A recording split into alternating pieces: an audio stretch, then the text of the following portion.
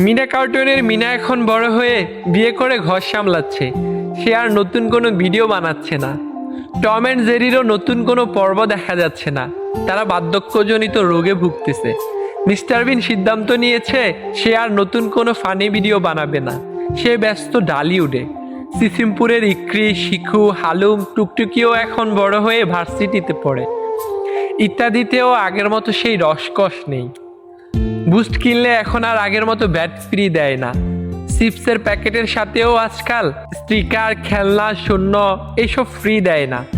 Nokia মোবাইলের সেই সাপটাও বুড়ো হতে হতে এখন মৃত্যু পায়। আর বাকি রইল ঈদ। ঈদেও এখন আর আগের মতো আনন্দ নেই।